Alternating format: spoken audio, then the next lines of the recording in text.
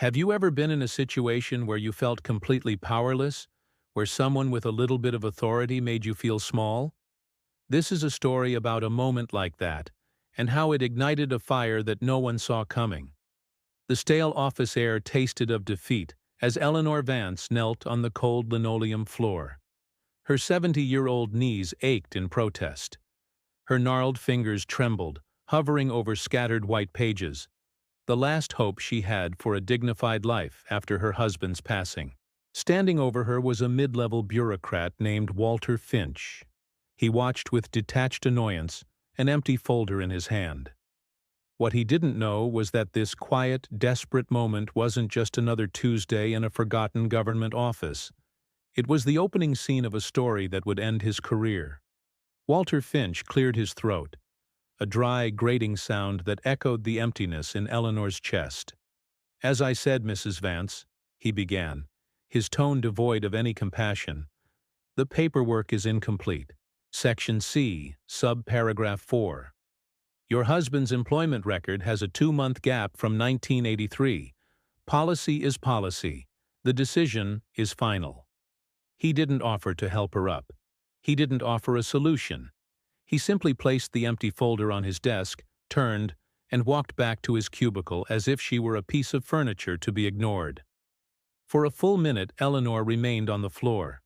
The world shrank to those scattered white papers, holding the ghost of her husband's 40 years of labor. This was it. The end of a long, painful battle. She was defeated. Just then, a gentle hand touched her shoulder. It was her son, Julian. He'd been waiting in the hallway, giving her space to handle this last meeting alone. He knelt beside her, his face calm, but his eyes burned with a cold anger she knew all too well. He didn't say a word. He just helped her gather the documents before lifting her gently to her feet. As they walked out into the harsh fluorescent light of the hallway, Julian finally spoke, his voice low and steady. "We're going to fight this, Mom. I'll expose him. I'll write a story so loud nobody can ignore it." But Eleanor just shook her head, her spirit completely broken. "No, Julian, please," she whispered, her voice frail. "Don't make trouble. He's a powerful man in a government building. You'll only make things worse. Let it go." She was terrified, convinced that fighting back would only bring more pain and humiliation. Back in her small, quiet apartment, surrounded by photographs of a life lived with her late husband, Eleanor refused to talk about it. She retreated into herself, and Julian knew that pushing her would only build the wall higher. He understood her fear. It wasn't just about Walter Finch. It was the inherited fear of a generation, taught to believe that the system was an unbeatable giant. To fight it was to be crushed. Julian realized he couldn't just write a story for his mother. He had to help her believe that her own story was worth telling. So he started small. Instead of a big exposé, he spent a weekend digging into public records. He found a minor procedural error Walter Finch had made on another denied claim 2 years prior, a case that was overturned on appeal. He printed the document and sat with his mother at her kitchen table.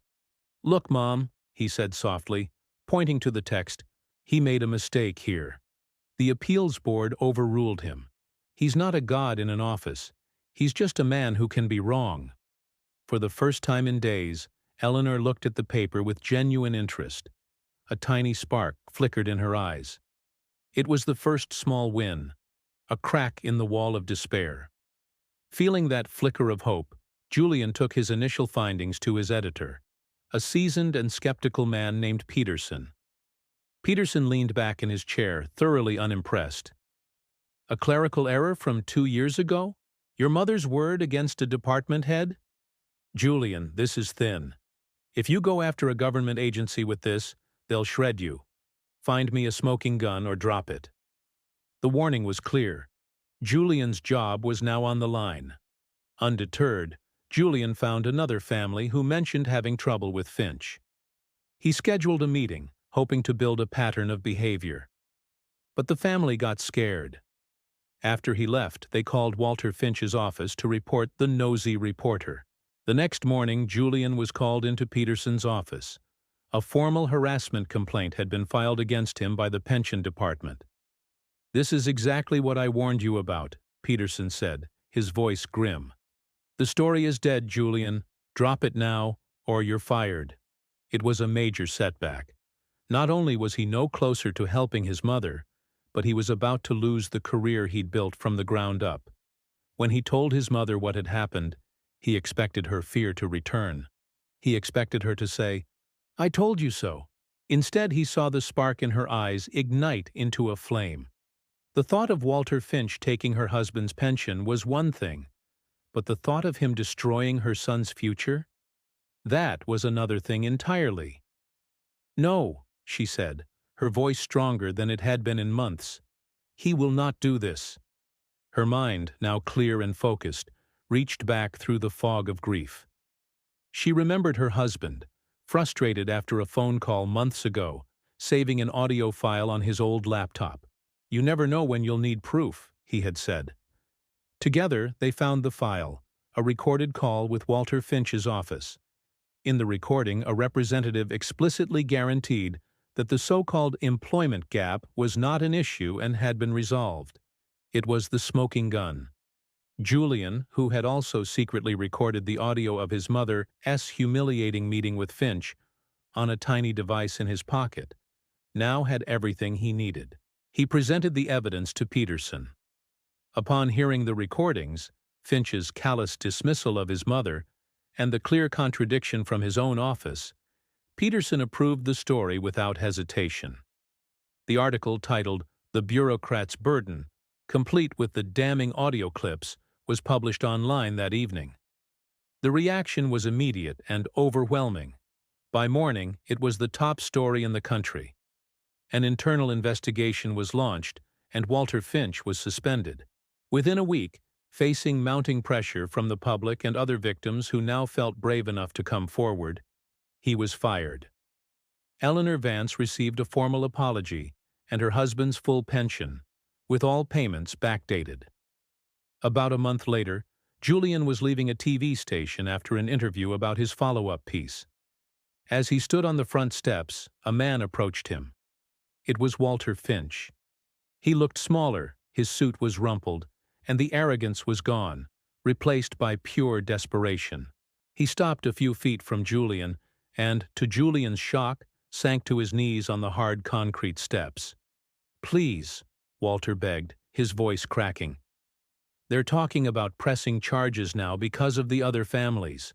Your next story. It will ruin me forever. I have a family. Please, don't publish it." Julian looked down at the man who had towered over his mother, now kneeling in the exact same posture of submission she had been forced into. He felt no pity, only a quiet finality. "You should have thought of your family," Julian said calmly, "when you had my mother on her knees." He then turned and walked away, leaving Walter alone on the steps, a broken man begging for a mercy he had never been willing to give. At what point does holding someone accountable cross the line into seeking revenge? Did Julian do the right thing by walking away, or should he have shown the mercy that Walter denied his mother? We'd love to hear your thoughts in the comments. If stories like this resonate with you, consider subscribing and joining our community. We believe every story has a lesson, and we're glad to have you here to explore them with us. Thanks for watching.